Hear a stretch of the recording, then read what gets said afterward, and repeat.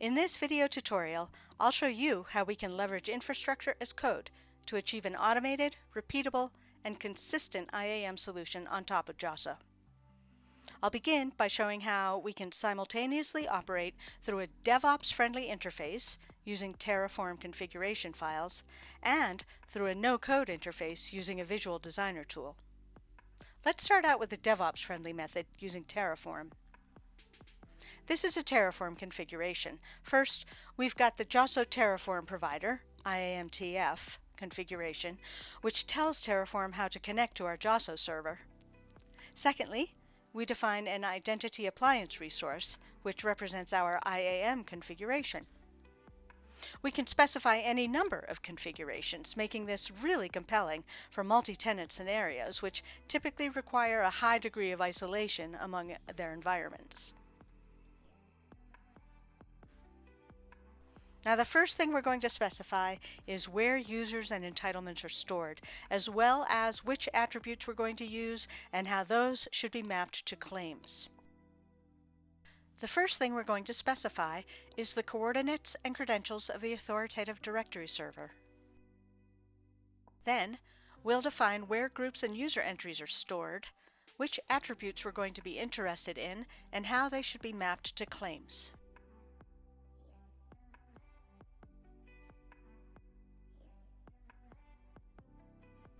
Next, we specify the configuration of the identity provider, or IDP, which is essentially the service that's responsible for authenticating users, as well as providing a single sign-on experience to users both inside and outside the perimeter.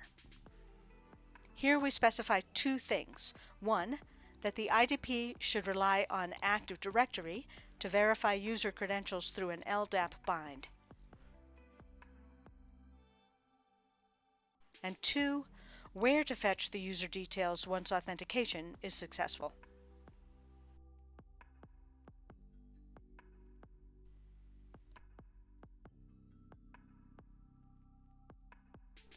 Now we'll go ahead and define a service provider for a Java EE application living in a WebLogic application server.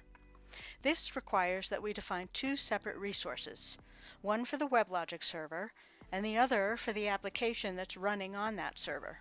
We could have multiple applications. Then, we need to establish the IDP that the service provider will trust, which in our case is the identity provider that we defined previously. So let's go ahead and go live with this Terraform configuration.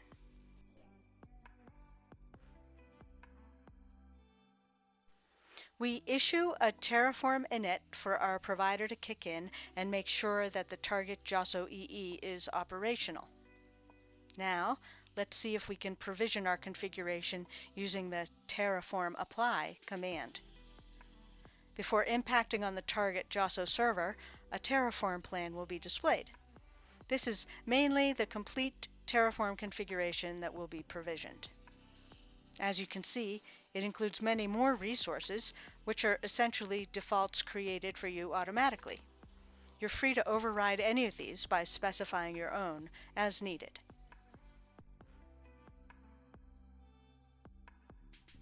So we've successfully provisioned our IAM configuration. First, let's list the identity appliances.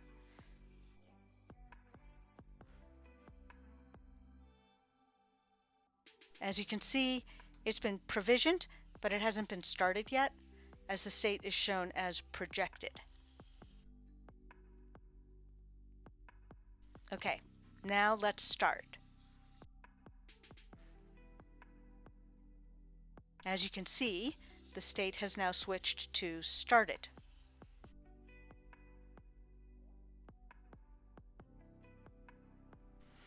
Now it's time to access the JOSSO console. We're going to use it in order to get a visual representation of what we've just provisioned using Terraform.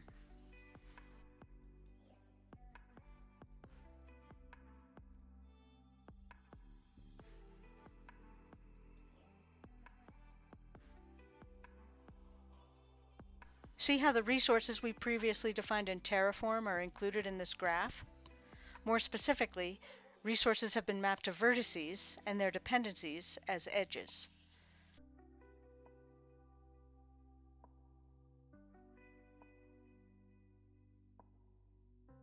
As you can see here, resource attributes have been mapped to properties.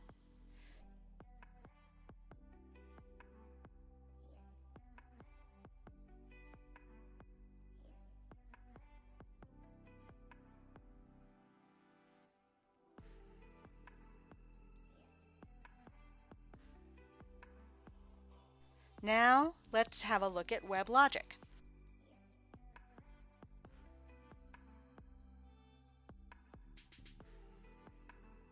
It's already been instrumented with the ad hoc JOSSO agent. This will essentially add support to the hosted Java EE applications for delivering federated SSO without having to apply any code changes.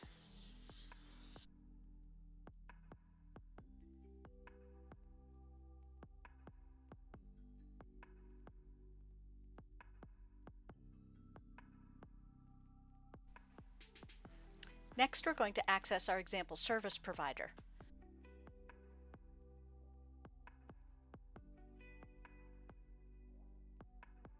As you can see, the application doesn't know who we are yet. So let's go ahead and identify ourselves. Upon clicking the Login button, we'll be redirected to our identity provider. Next, we provide our credentials. They'll be checked against the configured Active Directory. And now, we've been authenticated successfully, so we're redirected back to our service provider. And this time, you can see the user details. So we've shown how we can provision an IAM configuration programmatically using Terraform, with an identity provider using AD and a service provider that lives in WebLogic. And we've showcased how the provisioned configuration can be accessed with a more user-friendly perspective using the Visual Designer tool. And lastly, we've run our configuration and tested it by harnessing the federated single sign-on capabilities of JOSSO. Hope you've enjoyed this. As always, for more information or to set up a time to talk directly with an engineer, just come on over to atricore.com. Talk later.